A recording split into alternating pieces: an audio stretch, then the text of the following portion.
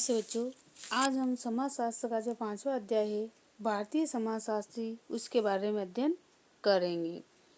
तो उसके मुख्य बिंदु का अध्ययन करेंगे कि अनंत कंस अय्यर के अनुसार यानी कि ये जो समाजशास्त्री थे भारतीय, उनका संवत है 1861 से लगा करके 1937, यानी कि ये इन समाजशास्त्रियों का समय काल था। अब इनके बारे में पढ़ेंगे कि अनंत कंस अय्यर को 1902 में कोचीन के दीवान ने राज्य के नर जाति सर्वेक्षण के लिए कहा, क्योंकि ब्रिटिश सरकार सभी रजवाड़ों में नर जाति सर्वेक्षण कराना चाहती थी। यानी कि नर जाति है, यानी कि जिनकी कोई जाति नहीं हो, उनका सर्वेक्षण करवाने के लिए ब्रिटिश सरकार ने उन्हें कहा। उन्होंने इस कार्य को स्वयंसेवी के रूप में पूर्ण किया, यानी कि इस कार्य को उन्होंने जिम्मेदारी के साथ में पूर्ण किया। कोचीन रजवाड़े की तरफ से उन्हें राय बहादुर तथा दीवान बहादुर की उपाधि से सम्मानित किया गया। उन्हें इंडियन साइंस कांग्रेस में नरजाति विभाग का अध्यक्ष चुना गया। फिर अगला है शरद चंद्र राय, यानी कि भारतीय समाजशास्त्री शरद चंद्र राय। इनका कार्यकाल था 1871 से लगा करके 1942। इनकी विशेषता थी, ये एक अग्रणी मनोवैज्ञानिक थे। इन्होंने ईसाई मिशनरी विद्यालय में अंग्रेजी के शिक्षक के रूप में कार्य किया। ये 44 वर्ष तक रांची रहे तथा छोटा नागपुर झारखंड में रहने वाली जनजातियों की संस्कृति तथा समाज के विशेषज्ञ बने। यानी कि इन्होंने जनजातियों की संस्कृति से जुड़ी, इनके समाज से जुड़ी हुई संस्कृति तथा उनके समाज की रीति रिवाजों को उन्होंने उनका अध्ययन किया। उन्होंने जनजातीय क्षेत्रों का व्यापक भ्रमण किया तथा उनके बीच रहकर गहन क्षेत्रीय अध्ययन किया। उन्हें सरकारी दुभाषीय के रूप में रांची की अदालत में नियुक्त किया गया। उनके द्वारा आरो मुंडा तथा रवरिया जनजातियों पर किया गया लेखन कार्य भी प्रकाशित हुआ। अब इसके मुख्य बिंदु हैं जाति तथा प्रजाति पर घुरिये के विचार। जाति एवं प्रजाति किसे कहते हैं? हर्बर्ट रिजले के अनुसार, यानी कि समाजशास्त्री हर्बर्ट रिजले ने इसकी क्या परिभाषा दी है कि मनुष्य का विभाजन उनकी शारीरिक विशेषताओं को ध्यान में रखते हुए, जैसे खोपड़े की चौड़ाई, नाक की लंबाई अथवा कपाल का भार आदि। यानी कि इनके आधार पर जाति प्रजाति की परिभाषा दी है। यह मान्यता थी कि भारत विभिन्न प्रजातियों के अध्ययन की एक प्रयोगशाला था, क्योंकि जातीय अंतर्विवाह निषिद्ध था। फिर था सामान्य रूप से उच्च जातियां भारतीय प्रजाति की विशिष्टताओं से मिलती हैं। यानी कि भारत की जो मुख्य प्रजातियां हैं उनके जैसे ही लोग मिलते हैं। यह सुझाव दिया कि रिजले का तर्क व्यापक रूप से केवल उत्तरी भारत के लिए ही सही है। भारत के अन्य भागों में अंतर समूह की विभिन्नता व्यापक नहीं है, यानी कि आपसी संबंध जो है लोगों के, उसमें ज़्यादा भिन्नता नहीं दिखाई देती है।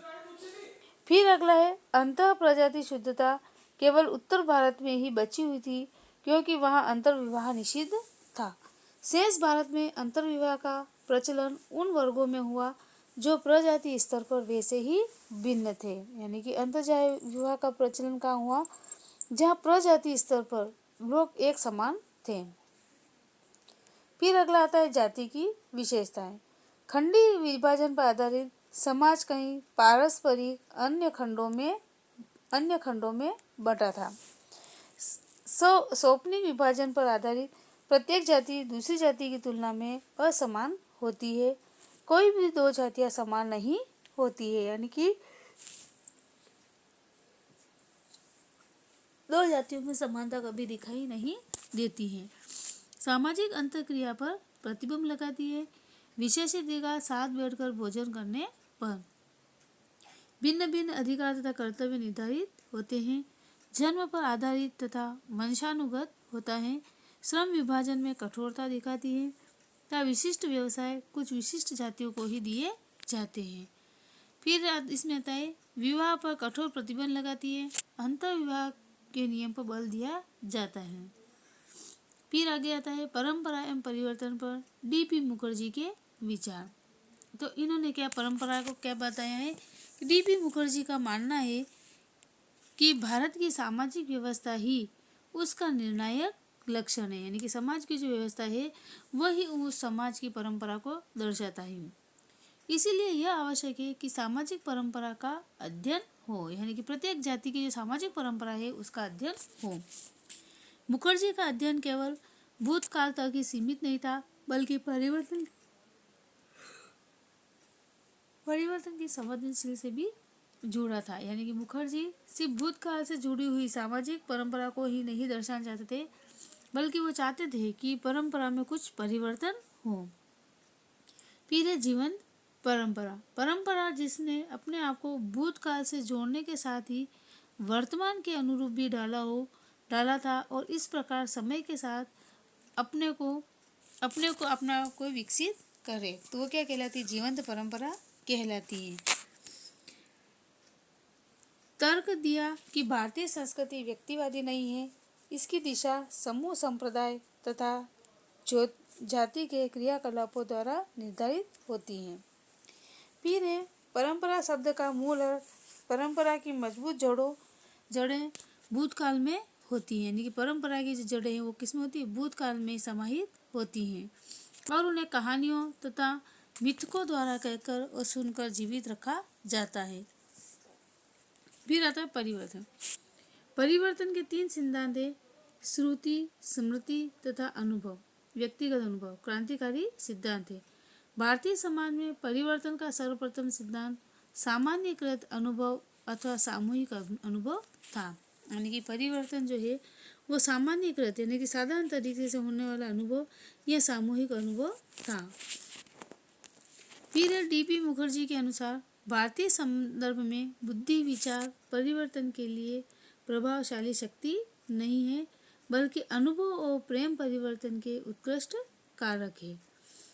फिर अगला है संघर्ष तथा विद्रोह सामूहिक अनुभवों के आधार पर कार्य करते हैं। फिर परंपरा का लचीलेपन, इसका ध्यान रखता है कि संघर्ष का दबाव परंपराओं को बिना तोड़े उनमें परिवर्तन लाए।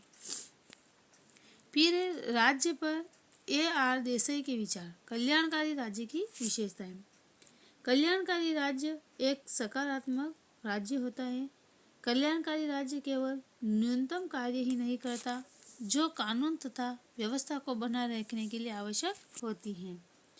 यह हस्तक्षेपीय राज्य होता है और समाज की बेहतरी के लिए सामाजिक नीतियों को लागू करने के लिए अपनी शक्तियों का उपयोग करता है। यह एक लोकतांत्रिक राज्य होता है। लोकतंत्र की एक अनिवार्य दशा होती है। औपचारिक लोकतांत्रिक संस्थाओं बहुपार्टी चुनाव विशेषता समझी जाती है। इसकी अर्थव्यवस्था मिश्रित होती है। कल्याणकारी राज्य की मिश्रित अर्थव्यवस्था ऐसी अर्थव्यवस्था है जहां पूंजी कंपनियों तथा राज्य दोनों साथ साथ काम करती हैं। कल्याणकारी राज्य न तो पूंजीवादी बाजार को खत्म करता है और न ही ये जनता को निवेश करने से रोकता है। यानी कि ये जो है कल्याणकारी राज्य, ये किसी भी जनता को अपने मर्जी के अनुसार व्यापार करने का प्रोत्साहन देता है। कल्याणकारी राज्य के कार्य परीक्षण के आधार, यह गरीबी, सामाजिक भेदभाव से मुक्ति तथा अपने सभी नागरिकों की सुरक्षा का ध्यान रखता है। यह आय संबंधी असमानताओं को दूर करने के लिए कुछ महत्वपूर्ण कदम उठाता है।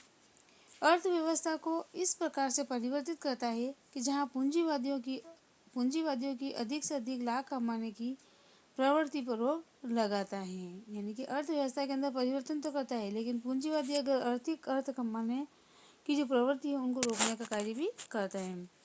स्थायी विकास के लिए आर्थिक मंदी तथा तेजी से मुक्ति व्यवस्था का ध्यान रखा जाता है। सबके लिए रोजगार उपलब्ध कराता है। फिर है कल्याणकारी राज्य के आधार। अधिकांश आधुनिक पूंजीवादी राज्य अपने नागरिकों को निम्नतम आर्थिक तथा सामाजिक सुरक्षा देने में असफल रहे हैं। आर्थिक असमानता को कम करने में सफल नहीं हो पाए। बाजार में उतार चढ़ाव यानी कि इन कल्याणकारी राज्य के क्या मुख्य आधार बने थे? बाजार के उतार चढ़ाव से मुक्ति स्थायी विकास करने में असफल रहे हैं। अतिरिक्त धन की उपस्थिति तथा अत्यधिक बेरोजगारी इसकी कुछ अन्य असफलताएं हैं। फिर अगला है एम.एन. श्रीनिवासन के गांव संबंधी विचार। एम.एन. श्रीनिवासन के लेख। गांव पर श्रीनिवासन द्वारा लिखे गए लेख मुख्यतः दो प्रकार के हैं। सर्वप्रथम गांवों में किए गए क्षेत्रीय कार्यों का नृजातीय बोहरा यानी कि जो विवरण है नृजातीय क्षेत्रीय कार्यों का नृजातीय जो विवरण है उसको लिखा। द्वितीय, भारतीय गांव का सामाजिक विश्लेषण, ऐतिहासिक तथा अवधारणात्मक परिचर्चाएं। फिर है गांव पर हुई ल्यू डूमो का दृष्टिकोण। उनका मानना था कि गांव को एक श्रेणी के रूप में महत्व देना गुमराह करने वाला हो सकता है। फिर आगे लुई का मानना था कि जाति जैसी संस्थाएं गांव की तुलना में अधिक महत्वपूर्ण होती हैं। उनका मानना था कि लोग गांव को छोड़कर दूसरे गांव को जा सकते हैं, लेकिन उनको सामाजिक संस्थाएं सदैव उनके साथ रहती हैं। फिर आता है गांव का महत्व। गांव ग्रामीण शोध कार्यों के स्थल के रूप में भारतीय समाजशास्त्र को लाभान्वित करते हैं, यानी कि जो शोधकर्ता है, जो खोजबीन करने वाले हैं, तो उनको जो है गांव का जो क्षेत्र है वो समाजशास्त्र को लाभान्वित करता है। इसमें नृजातीय शोधकर्ता की पद्धति के महत्व से परिचित कराने का मौका दिया। सामाजिक परिवर्तन के बारे में आंखों देखी जानकारी दी। फिर भारत के आंतरिक हिस्सों में क्या हो रहा था पूर्ण जानकारी दी। अतः यह कहा जा सकता है कि गांव के अध्ययन से ही संपूर्ण भारत का विकास हुआ तथा समाजशास्त्रियों को कार्यक्षेत्र मिला, यानी कि गांव की संस्कृति और उससे जुड़े अनुभव जो है वही समाजशास्त्रियों का कार्यक्षेत्र बना। तो ये तुम्हारा 5वां अध्याय पूर्ण हुआ। अब ये जो नोट्स है